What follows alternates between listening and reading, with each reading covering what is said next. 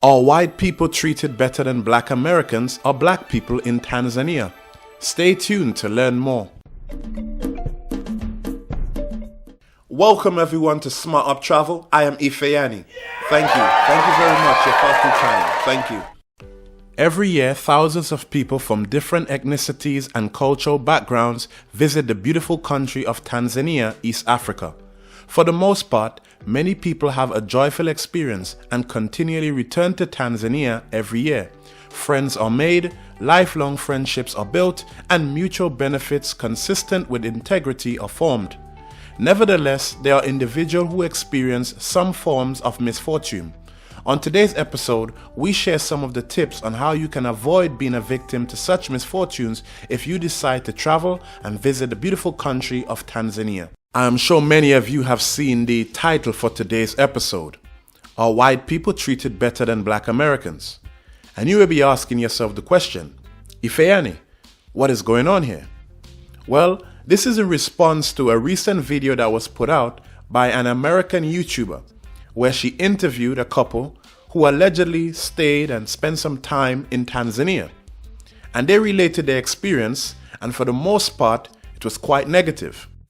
And today we'll just analyze some of the main points from the episode and come to some solutions on what you can do when you travel to Tanzania to avoid such misfortunes. So you want to watch this video till the end, because by the end of this video, you will have a great idea of how to navigate your way when you're visiting Tanzania, East Africa. So during the episode, one of the things that stood out to me for one of the reasons why the couple decided to leave the United States of America was the fact that they were tired of living around white people. And she wanted to live around people who she originally came from. And I take it she means people on the continent of Africa. Now there's a saying on the continent of Africa that goes something like this: the foundation in the beginning will ultimately determine the end. Now that foundation of which she decided to want to leave America and come to the continent of Africa can be argued to be a wrong foundation. Let me tell you why.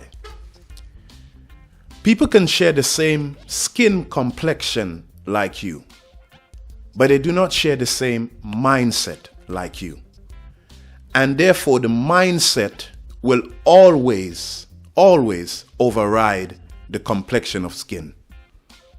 Me and you, we can be the same skin complexion. However, if the mindset is different, we will not get along. And that happens. So to leave one country and go to another without understanding the mindset of the people where you're going to, you can be in trouble. So if you're traveling to Tanzania, it will be wise of you to have a basic understanding of some of the things that makes up the mindset of the people that live there. One of the things that makes up the mindset of the people is definitely religion. And the major religion in Tanzania is none other than Christianity. Now, I've met many people who are traveling from other countries to Tanzania, and some of them have embraced the ancient Egyptian system. Some have embraced the Israelite system, ancient Israelite system. Some have also embraced the Yoruba religion, our animist beliefs. So if you come into a place with that belief system, and the majority people are either Christianity or Islam, then you'll have to learn how to work around that and communicate and work with these people, because you will clash. Some people, they will ask you if you're going to church, and if you say no, you don't go to church, that could be a great shock to some people. So understanding the mindset is important. So this lady's mindset, just based on living around people who she originally originated from and the color of their skin, was a very weak mindset to go with in the first place. Another thing she stated was, during the pandemic, she noticed a lot of caskets being moved around. And she equated that to mean that a lot of people were dying from COVID-19 because they weren't wearing any mask. Well, that's very interesting. One of the first things I noticed about that is she didn't state where she was living in Tanzania, if you notice that. She mentioned Dar es Salaam. Where was she staying in Dar es Salaam? Dar es Salaam is a big city. Was she staying near to a funeral home or a mortuary? You know, because you would see that if you're living close to these kinds of places. And that can be any time of the year. It doesn't have to be because of COVID-19. If you're living near a funeral home or places like that, you will see caskets being moved and driven around. Of course, these things do happen. So she wasn't very specific about that. So I felt that was a bit misleading because it's a shocking statement to make on social media and thousands of people listening. Saying something like that could turn people off. But I want the viewers to be mindful that she didn't say where in Dar es Salaam she was. We don't know the details of where she lived nearby. Was she living near a funeral home, etc.? So let's put things into perspective before we draw any conclusions. Another shocking statement she made was scamming starts when you get off the plane in Tanzania. And in particular, she referenced to taxi drivers.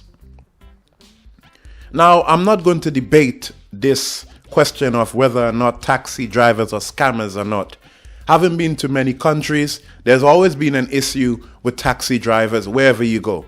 And let me let you in on some news for you. Even people in Tanzania sometimes do have issues with some taxi drivers with the price. So one of the most important things you have to do before you get in the taxi vehicle is to agree on the price first. Don't just get in with a nice talk and drive off, and then when you get to the destination, ask how much. No. You agree on a price before you get in the vehicle. And if they're not agreeing to the price you would want, or it's too much for you, or you feel that it's way too high, then you find someone else to take you. And let me let you in on a secret, how you avoid some of these things with taxi drivers at the airport. Before you arrive in Tanzania, you can arrange with your Airbnb hosts or with the hotel where you will be staying if they can arrange a pickup for you, airport pickup for you, to transfer you to the hotel or Airbnb where you will be staying. That's what you should do.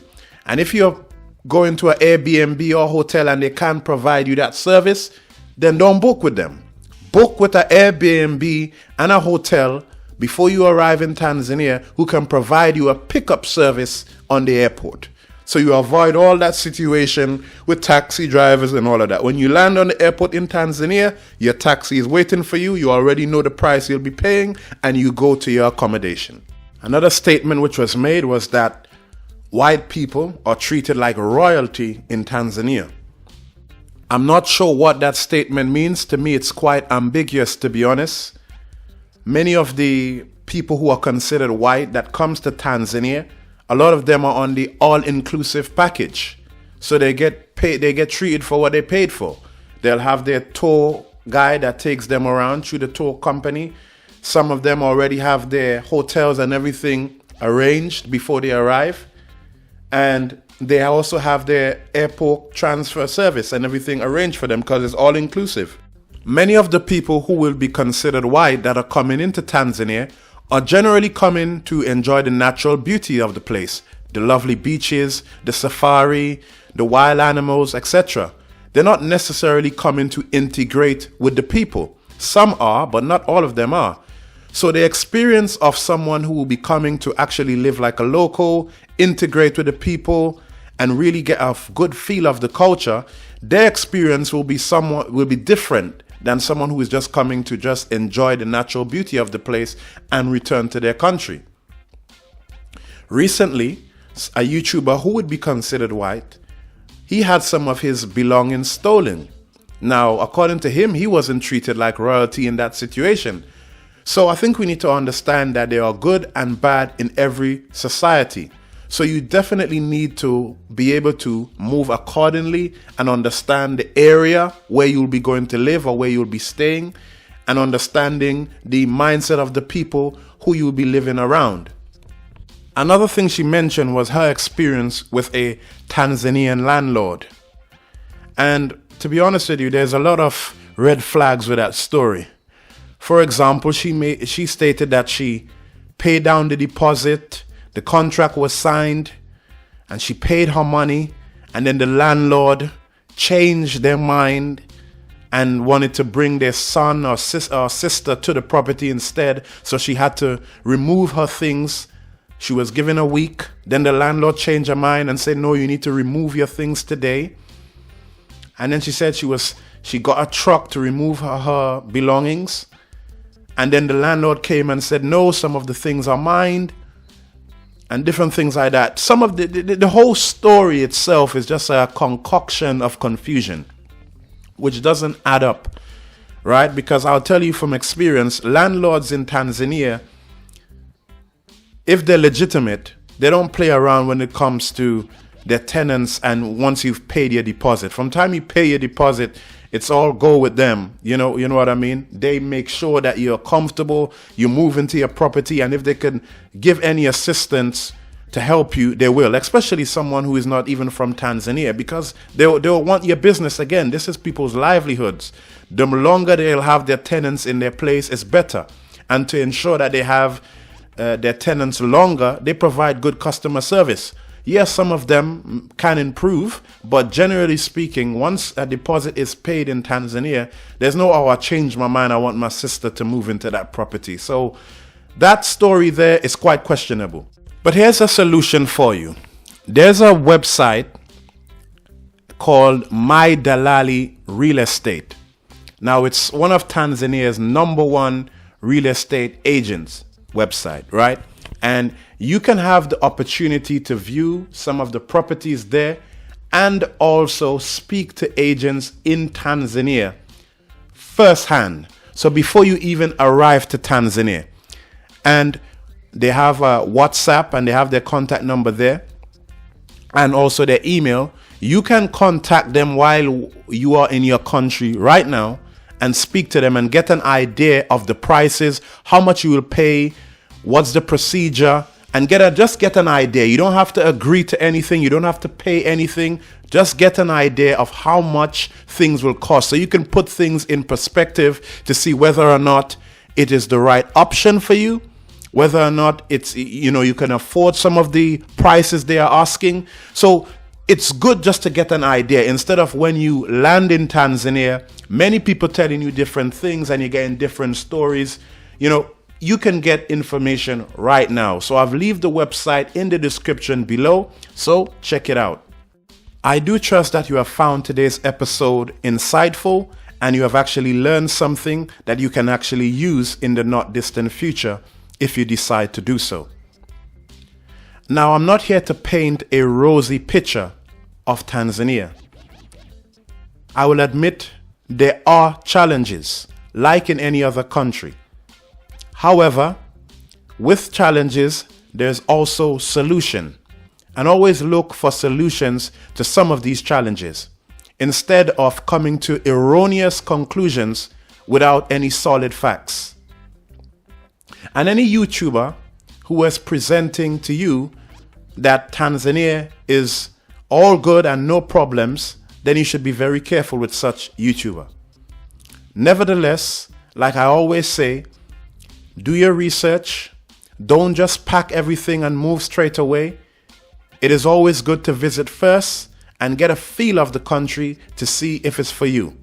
Because I can tell you, there is nothing much better than having your own experience. I am Ifeanyi, and thank you for watching Smart Up Travel. Do remember to like, share our videos, and subscribe to the channel by clicking on the red box below this video that says subscribe. Thank you.